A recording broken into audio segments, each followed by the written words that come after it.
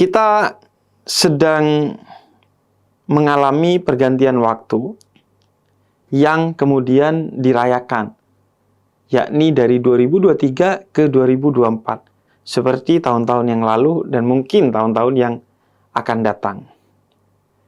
Entah kenapa harus ada perayaan setiap tahun. Gue juga gak ngerti. Tapi gue ingin menjadikan ini sebagai momentum buat gue ngobrolin soal waktu.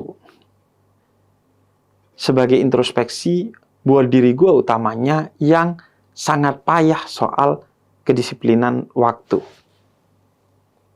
Dan semoga ini bisa jadi resolusi bagi gue untuk lebih disiplin waktu. Karena gue seorang muslim. Tidak seharusnya seorang muslim itu payah dalam kedisiplinan waktunya. Mengapa? Karena waktu itu sangat signifikan bagi ajaran Islam. Misalnya, itu terlihat dari Tuhan dalam Al-Quran yang bahkan bersumpah atas nama waktu bukan sekali, bukan dua kali, tapi berkali-kali. Wal asri, demi waktu. Wal fajri, demi waktu fajar. Was subhi, demi waktu subuh. Bahkan, kata Imam Syafi'i, seandainya Al-Quran tidak diturunkan kepada kita, melainkan hanya surat Al-Asr yang berbicara tentang waktu, maka cukup itu jadi pegangan bagi kita untuk menjadi manusia yang sukses di dunia dan bahagia di akhirat. Karena manusia sukses di dunia dan di akhirat, dia yang mengendalikan waktu sehingga selalu disiplin, tidak terlambat, dan manusia yang gagal adalah manusia yang tidak bisa mengendalikan waktunya sehingga ia terlambat. Orang yang tidak bisa disiplin waktu, pertama, ia zalim karena mengganggu waktu orang lain, tidak menghargai orang lain, membuat orang lain membuang-buang waktunya, dan kata salah satu adigium Arab, al-intidhar nisful adab. Menunggu orang yang terlambat itu adalah separuh dari azab. Sedangkan ketika kita tepat waktu, berarti utamanya kita menghargai diri kita sendiri. Karena dengan begitu, orang akan menghargai kita sebagai seorang yang disiplin waktu. Karena itu, di Islam, segala sesuatunya dari ajaran ini, itu ada waktunya. Dalam surat An-Naba ayat ke-10 dan ke-11, Allah berbicara tentang pentingnya menempatkan waktu. Di sana dikatakan, وَجَعَلْنَا اللَّيْلَ لِبَاسًا وَجَعَلْنَا النَّهَارَ مَعَاشًا. Allah yang menjadikan malam itu waktunya istirahat dan siang itu waktunya bekerja. Mungkin bagi lo yang kerjanya sebagai penulis atau satpam yang shift malam, maksud ayat ini adalah beri waktu secara teratur. Kalau lo malamnya kerja, siangnya istirahat, dan lain sebagainya. Intinya atur waktu dengan baik, kapan kerja, kapan istirahat, kapan untuk ibadah, kapan untuk keluarga, kapan untuk diri sendiri, me time, dan lain sebagainya. Dan begitu juga kalau kita coba kulik satu persatu dari rukun Islam. Misalnya sholat. Sholat itu jelas ada waktunya. Kapan subuh, kapan duhur, kapan asar, kapan maghrib, kapan isya. Bahkan ditegaskan kembali oleh Nabi bahwa yang terbaik adalah sholat di awal waktu yang kita mampu menegakkannya. Karena Allah ingin mendidik melalui sholat sebuah treatment agar kita salah satunya menjadi manusia yang disiplin waktu. Namun seringkali subuh kesiangan, duhur kerepotan, asar di perjalanan, maghrib kecapean, isya ketiduran. Begitu juga zakat, ada waktunya. Katakanlah zakat fitrah misalnya, ada waktunya. Bahkan bukan hanya ada waktunya, dibagi-bagi waktunya, ada waktu wajibnya, yaitu setelah buka terakhir sampai sebelum berangkat sholat Idul Fitri. Waktu yang boleh dari awal Ramadan sampai Lebaran. Waktu yang sunnah setelah sholat Idul Fitri sampai maghrib. Waktu yang haram setelah maghrib di hari pertama Lebaran hingga seterusnya. Begitu juga puasa, ada waktunya. Baik yang wajib di bulan Ramadan ataupun yang sunnah. Ada Senin, Kemis. Bahkan puasa lebih detail lagi. Kalau lu pas azan subuh masih ada makanan di mulut lu, maka lu harus mengeluarkannya. Dan mengeluarkannya menjadikan lu terjebak dalam satu dosa, yaitu mubazir. Sehingga lu harus hati-hati. Makanya dibuat imsak beberapa waktu sebelum sahur. Karena Allah ingin sekali lagi mendidik agar kita tepat waktu. Begitu juga saat belum adzan 1 detik, lo gak boleh makan di waktu maghrib sebagai berbuka lo. Harus pas adzannya. Haji juga begitu. Lo gak bisa tuh inisiatif haji di hari Valentine gitu misalnya. Atau haji di hari libur, gak bisa. Haji ya di bulan haji. Karena Allah ingin kita disiplin waktu. Namun, entah kenapa gue sebagai seorang muslim, dan mungkin sebagian orang muslim yang lain, itu abai dan payah dalam soal disiplin waktu. Dan karenanya, dari awal gue ngerasa aneh kalau perayaan tentang waktu itu hanya sifatnya seremonial setiap tahun. Padahal seharusnya dievaluasi kalau perlu setiap detik. Maka aneh kalau orang secara seremonial menyanyiakan waktu dengan merayakan malam tahun baru yang tidak ada nilai manfaat, apalagi ibadah di dalamnya. Padahal seharusnya itu adalah momentum utama kita untuk merenungkan waktu agar tidak disia-siakan dan sebisa mungkin selalu diisi dengan ibadah. Orang Indonesia yang mayoritas muslim itu menjadi orang yang di antara orang-orang di luar negeri sana dengan kedisiplinan waktu yang payah. Misalnya, orang Swiss itu adalah orang yang sering disebut sebagai paling disiplin waktu. Eric Weiner pernah menulis satu kolom di BBC tentang betapa tepat waktunya orang Swiss, yang kita tahu sebagian besar mereka bukan golongan kita. Tapi yang memang begitulah kritikan Muhammad Abduh sejak dulu.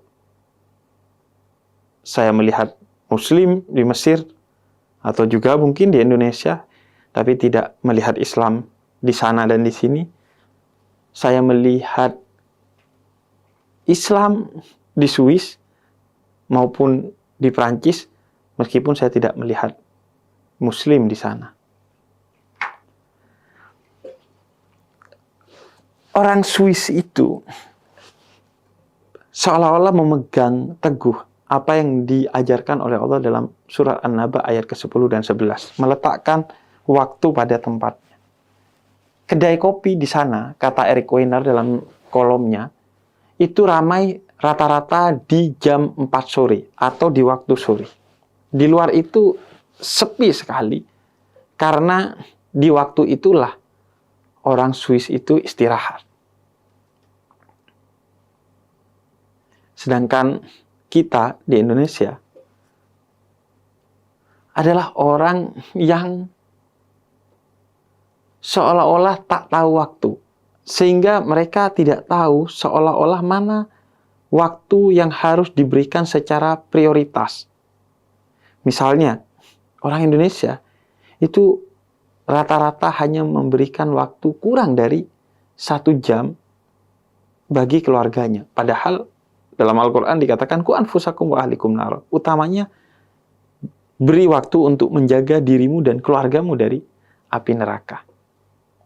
Orang Indonesia menghabiskan waktu hampir 10 jam rata-rata untuk bermain-main dengan gadgetnya.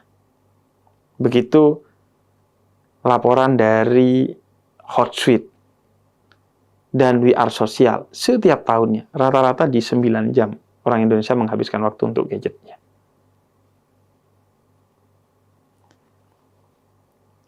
Padahal ya mungkin sebagian untuk bekerja atau menggali ilmu, tapi sebagian besar untuk bermain-main semata dengan gadgetnya.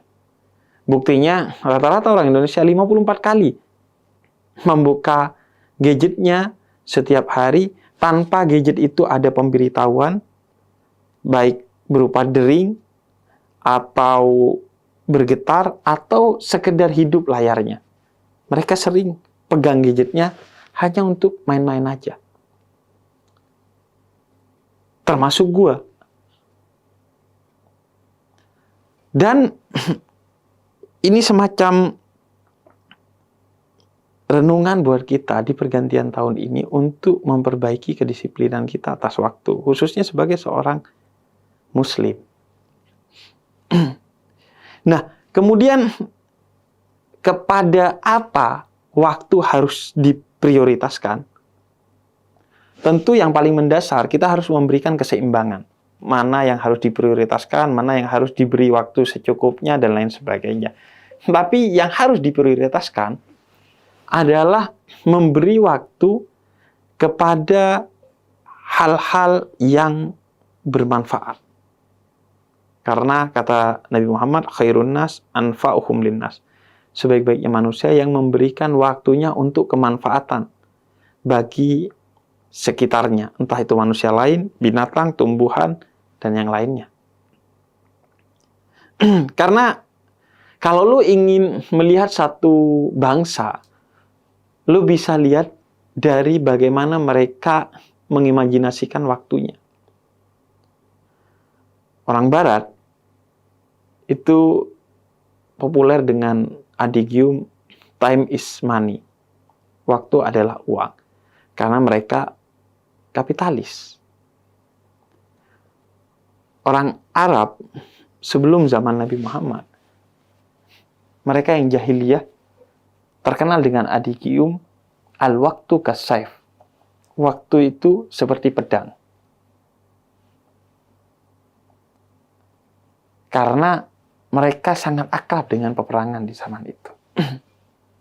Dan kita, seorang Muslim di Indonesia, itu seharusnya membangun peradaban dengan imajinasi bahwa waktu adalah yang dimanfaatkan bagi orang lain atau bagi selain diri kita atau bagi diri kita yang manfaatnya itu bersifat sejati.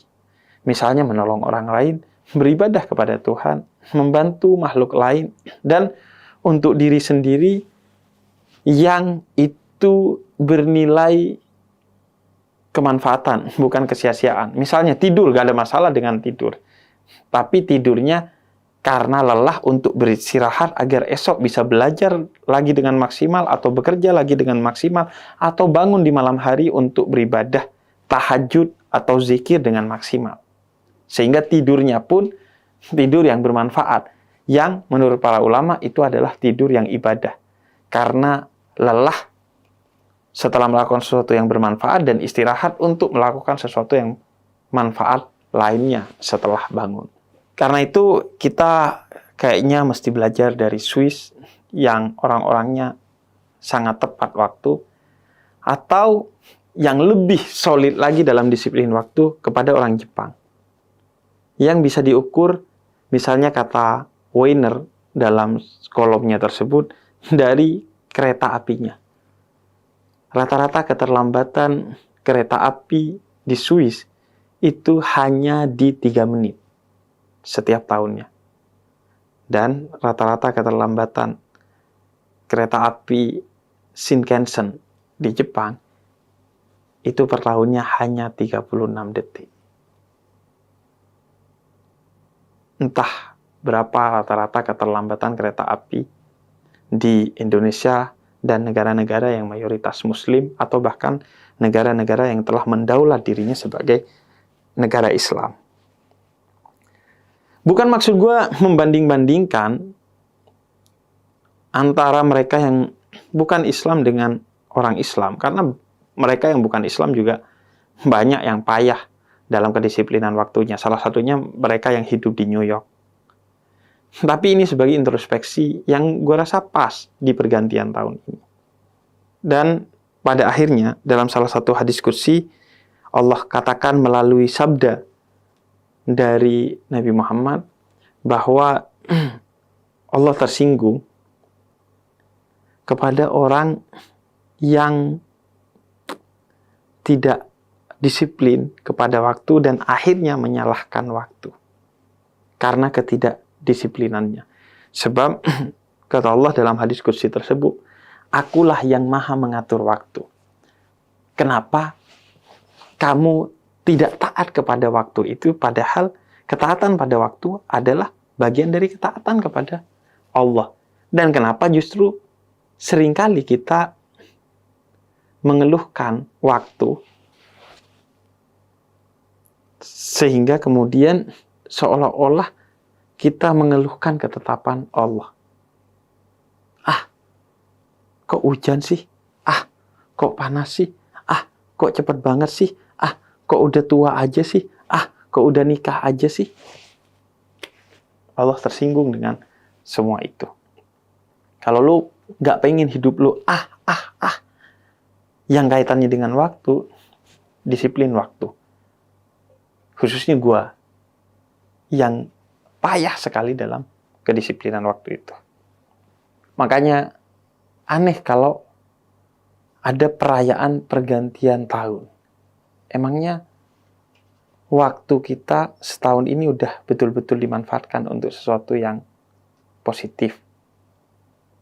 Dan kalau untuk direnungkan, kenapa harus dengan kegiatan-kegiatan yang justru mau menyia-nyiakan waktu atau mengisi waktu dengan hal-hal yang buruk dalam perayaan-perayaan itu, di mana ada kemaksiatan dan lain sebagainya. Atau yang lebih mendasar, kenapa mesti nunggu setahun kalau mau merenungkan waktu? Seharusnya setiap saat orang itu merenungkan waktunya. Karena yang memiliki waktu itu bukan kita, tapi yang maha mengatur waktu, yaitu Tuhan.